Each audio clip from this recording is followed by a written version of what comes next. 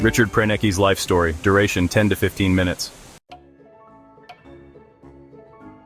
Richard Louis Proenneke was born on May 4, 1916, in Primrose, Iowa, to a family of farmers.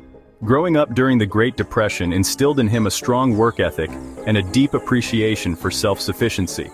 He showed an early interest in mechanics and woodworking, skills that would later prove essential in his wilderness life. After high school, Proenneke joined the Navy during World War II, where he trained as a carpenter and mechanic. His naval service was cut short after he contracted rheumatic fever, which left him bedridden for months.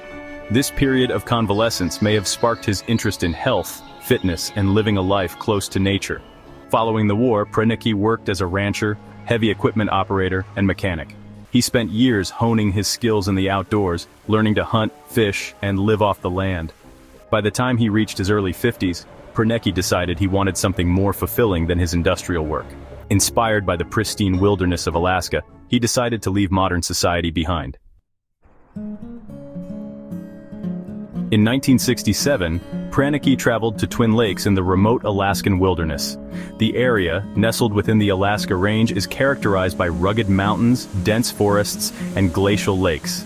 Proenneke initially spent time scouting the region and building a temporary shelter. He fell in love with its beauty and decided to make it his permanent home. In May 1968, Proenneke returned to Twin Lakes with minimal supplies and a vision to build a log cabin entirely by hand. Equipped with basic tools including a saw, axe, and chisel, he began felling spruce trees from the surrounding forest. Proenneke's craftsmanship was extraordinary. Over the summer and early fall of 1968, he built his cabin with meticulous care. He not only cut and notched each log himself, but also crafted every piece of furniture, including a handmade bunk, chairs, and shelving. His ingenuity extended to creating functional wooden hinges, door latches, and even a refrigerator system cooled by the nearby stream.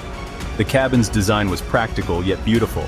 Its large, south-facing windows provided natural light and a view of the surrounding mountains. A stone fireplace served as both a heat source and a cooking area during the harsh Alaskan winters. Proenneke documented the entire construction process through journals and 16mm film. His recordings later became the foundation for the documentary Alone in the Wilderness, which showcases his incredible resourcefulness and the breathtaking scenery of Twin Lakes. Once the cabin was complete, Proenneke settled into his new life of solitude. His days were filled with purposeful activities, hunting and fishing, foraging, crafting, and journaling and filming. He relied on the abundance of wildlife for sustenance. He hunted caribou, sheep, and grouse, and fished for trout and grayling in the nearby lakes and streams. Proenneke gathered wild berries and edible plants, supplementing his diet with shipments of rice, beans, and other staples sent by his friend Babe Allsworth, a local bush pilot. He spent countless hours improving his cabin and creating tools, utensils, and other necessities. Proenneke meticulously documented his observations of the natural world, including weather patterns, animal behaviors, and the changing seasons. Proenneke lived with minimal impact on the environment. He avoided overhunting, practiced sustainable fishing, and used only what he needed from the land.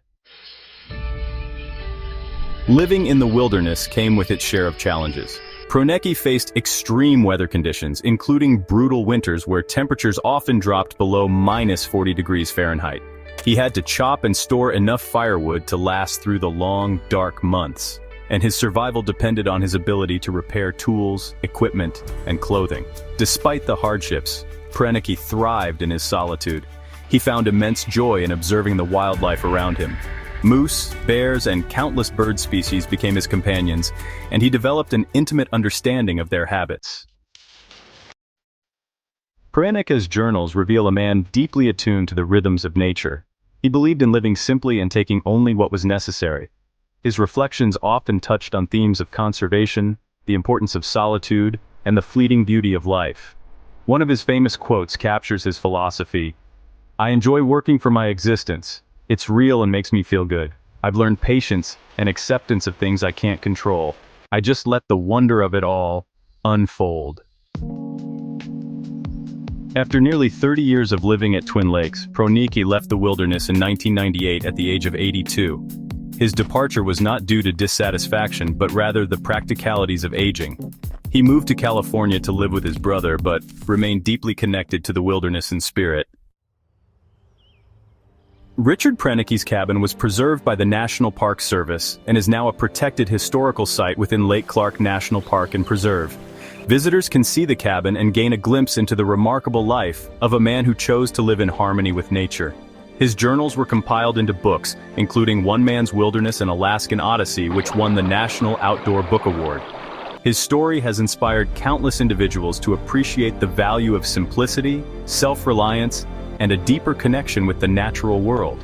Richard Proenneke's life is a testament to the idea that it is possible to live richly with very little, so long as one has ingenuity, determination, and a love for the wild. His story remains a beacon for those seeking adventure, solitude, and a life of purpose. We hope you enjoyed this camp-bound story. If so, give us a like and hit subscribe.